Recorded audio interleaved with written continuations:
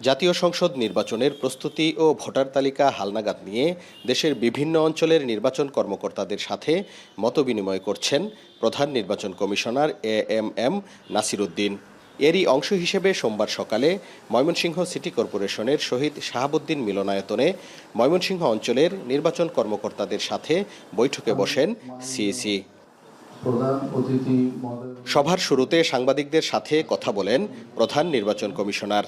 জাতীয় নির্বাচনের রোডম্যাপ প্রসঙ্গে তিনি বলেন, প্রধান উপদেষ্টা নির্বাচন নিয়ে যে ধারণা দিয়েছেন সেভাবেই প্রস্তুতি নিচ্ছে নির্বাচন কমিশন।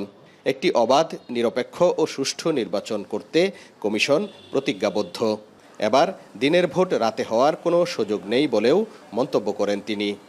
ইসি সম্পূর্ণরূপে নিরপেক্ষ একটা প্রতিষ্ঠান এখন, এবং নিরপেক্ষ আছে, নিরপেক্ষ থাকবে, সেই নিশ্চয়তা আমি জাতিকে দিতে পারি আপনাদের মাধ্যমে। এখানে কোনো ধরনের কোনো প্রভাব, কোনো ধরনের কোনো চাপের কাছে আমরা মাথা নোয়াবো না ইনশাল্লাহ। অংশগ্রহণমূলক নির্বাচন প্রসঙ্গে তিনি বলেন, কোনো রাজনৈতিক বিতর্কে জড়াবে না নির্বাচন কমিশন। যে কোনো সিদ্ধান্ত কমিশনের সকল সদস্য মিলে নেওয়া হয়।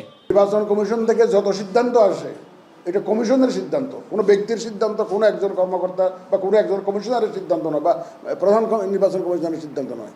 আমরা থ্রেড বেয়ার আলোচনা করে যেই মতটাকে আমরা 5 জনে এগ্রি করি, সেটাই সেই সিদ্ধান্তটাই আমরা নিই। নির্বাচনে নিরাপত্তা নিশ্চিতের জন্য ভোটকেন্দ্রের সীমানা প্রাচীর নির্মাণ ও সংস্কারের জন্য সংশ্লিষ্ট দপ্তরকে চিঠি দেয়া হয়েছে বলেও জানান সিইসি। যখন ইলেকশনের শিডিউল ঘোষণা হবে, ওর মধ্যে তো আমাদের এগুলো তো বাছাই করে এগুলো রেডি করে রাখতে হবে।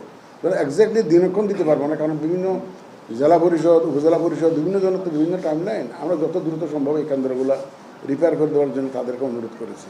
ঢাকা দক্ষিণ সিটি মেয়র পদে ইশরাক হোসেনের শপথ নিয়ে সিইসি বলেন, এটি স্থানীয় সরকার মন্ত্রণালয়ের দায়িত্ব। এ বিষয়ে নির্বাচন কমিশনের কিছু করার নেই। হারুনুর রশিদ, এখন ময়মনসিংহ। একনল হ্যান্ড ওয়াশ 100% প্যারাবেন ফ্রি, তাই নিরাপদ হাতের জন্য আস্থা রাখুন একনল।